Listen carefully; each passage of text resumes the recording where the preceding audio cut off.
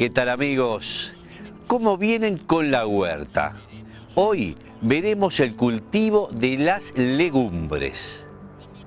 La familia de las legumbres pertenece a las leguminosas. Está integrada, entre otras, por las habas, arvejas, chícharos, porotos, chauchas, lentejas, maní, soja y garbanzos. También incluyen árboles y forrajeras. Por ejemplo, nuestra flor nacional, el ceibo, es una leguminosa. Se caracterizan por tener como fruto una chaucha o legumbre donde se desarrollan las semillas. Las arvejas son originarias de Europa y Asia Occidental y se las cultiva desde la Edad de Piedra, mientras que los porotos tienen su origen en América, donde se los cultiva desde hace por lo menos 6.000 años. Debido a la amplia variedad de especies y orígenes que existen, tenemos legumbres que se cultivan en invierno, como las habas, arvejas, chícharos, garbanzos y lentejas, y otras que se cultivan en verano, como porotos, chauchas y maní. Veamos los aportes nutricionales. Las legumbres son necesarias en nuestra dieta ya que contienen hierro, vitaminas, proteínas y fibras. También un alto contenido de calorías. Combinando las legumbres con arroz, polenta o fideos, se consiguen mejorar la calidad de las proteínas consumidas. ¿Qué les parece si vemos la preparación del suelo para empezar a sembrar? Las legumbres prefieren suelos profundos, sueltos y de buena estructura, por lo que se adaptan muy bien a las camas altas. De sembrar en camellones o canteros, conviene construirlos con buena altura, de 25 centímetros o más, e incorporar estiércol bien madurado o compost. Son más recomendables abonos con alto contenido de fósforo, como el de gallina, bien madurados. No es necesario agregarle abonos ricos en nitrógeno porque ellas lo fijan del aire.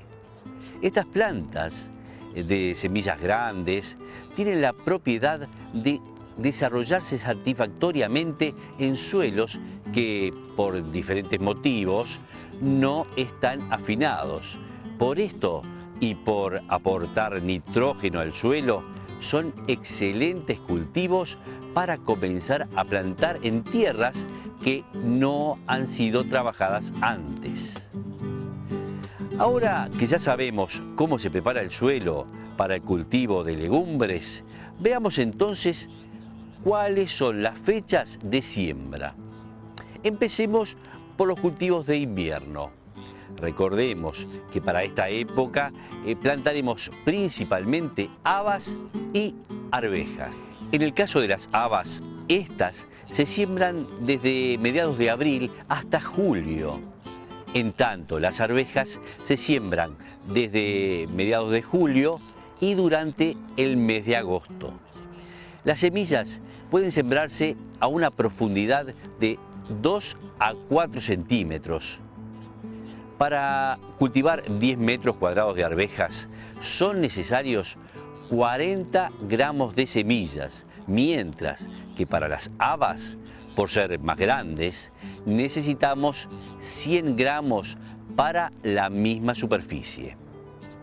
Veamos ahora el método de cultivo. Las leguminosas se siembran normalmente en forma directa. No es necesario realizar almácigos y trasplante, ya que la semilla es grande y tiene más probabilidad de vivir directamente en el campo. Para el caso de las habas, generalmente se siembran a una distancia entre filas de 70 centímetros y de entre plantas de 30 centímetros. En tanto, las arvejas La distancia dependerá del tipo que se siembre.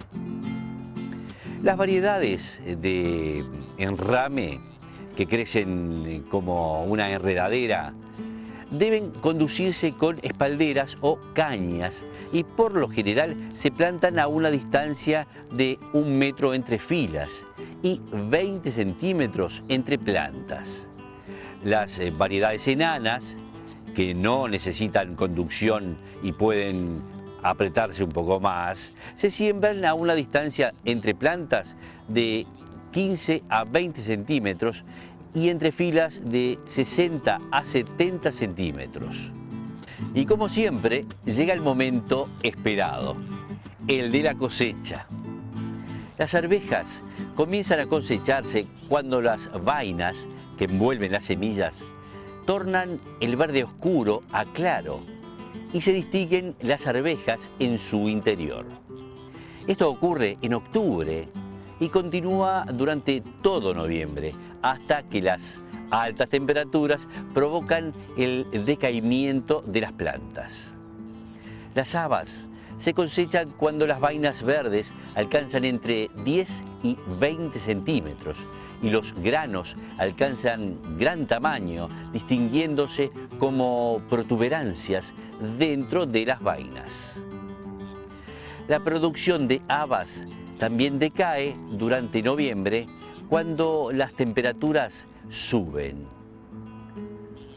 Para ambos cultivos deben realizarse pasadas, o sea, cosechas, cada 3 o 4 días, dado que la sobremaduración ocurre en poco tiempo. Presta atención a este dato. En 10 metros cuadrados pueden cosecharse unos 5 kilogramos de arvejas frescas o unos 7 a 10 kilogramos de habas. Y ahora seguimos con los cultivos de verano, porotos y chauchas. Las chauchas se cultivan por sus vainas de color verde claro, largas y tiernas, en tanto que los porotos secos se cultivan por sus semillas que se consumen tanto verdes cuando están bien desarrolladas como secas cuando maduran. En nuestro medio se conocen muchas variedades de porotos locales de excelente calidad y que se los identifica por el color del grano. Algunos de ellos son frutilla, azufre, manteca, mantecón y negro. Prestemos atención a las fechas de siembra. Las chauchas pueden sembrarse a partir de septiembre, en tanto los porotos se siembran luego de mediados de octubre, ya que son más sensibles a las heladas. Porotos como la variedad frutilla tienen un ciclo más corto, de 90 a 100 días. Por tanto, se pueden hacer varias siembras en el verano, cuidando la disponibilidad de agua. Los del ciclo más largo, de 100 a 120 días, como el tipo manteca, si son sembrados muy tardes en el verano, pueden llegar al invierno aún en producción y ser afectados por las heladas.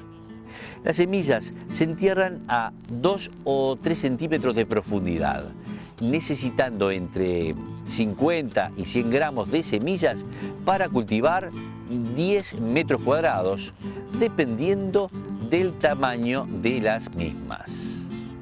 Veamos el método de cultivo. Tanto en porotos como en chauchas existen variedades enanas que no necesitan conducirse, como variedades también de enrame que requieren de un tutor.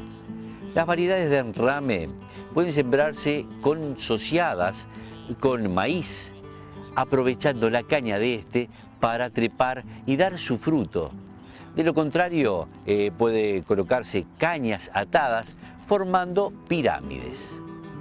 Las distancias entre plantas más usadas en nuestro país rondan los 10 centímetros y la entrefila varía según el hábito de crecimiento.